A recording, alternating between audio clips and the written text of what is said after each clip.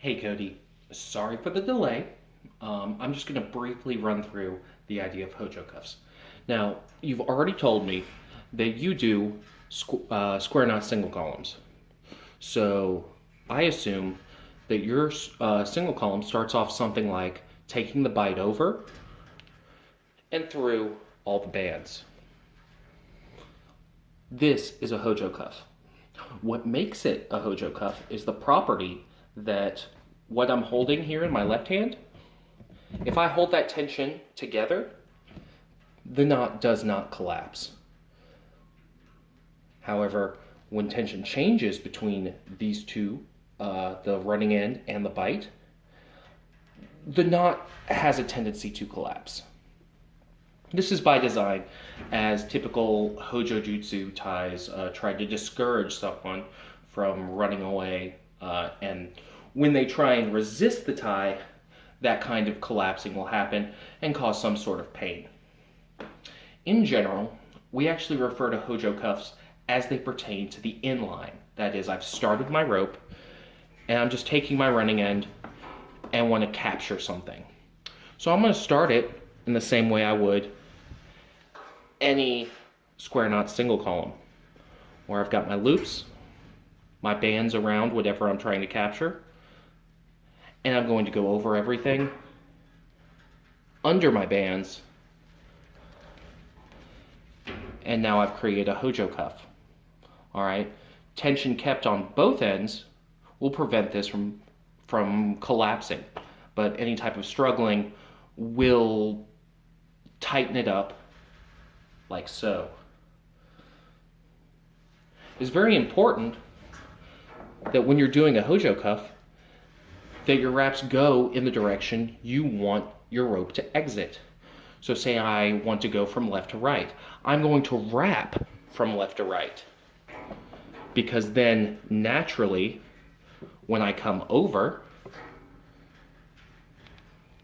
my Hojo cuff will exit to the right naturally. See how it exits to the right? Coming over will cause the Hojo to twist on itself, and won't be a very solid structure.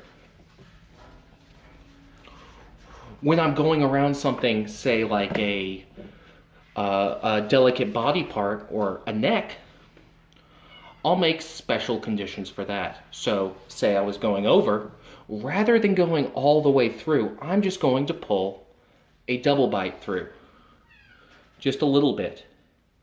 Come over with my running end, a quick loop, and eat that to lock off the tension. And then continue on like I would. What's important about this is that should something go wrong where this collapses on someone's neck, all I have to do is take this hitch right here and remove that double bite to remove all tension. I'll get at least about as much release as how long my double bite was. These principles work absolutely the same if you're doing true old school style Hojo Jutsu and you're just going to do one band. Just a moment while I prepare that. Please mind my pets. One of them's not feeling well. Again, with the single band, the concept is the same. Usually, you'll only do one pass to make it more painful, but all we're doing is an overhand knot.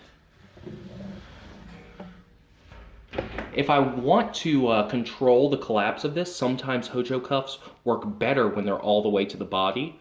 All I have to do is take this turn over, grab it, and I can use that to control it, so I'm not actually like cinching too hard on someone.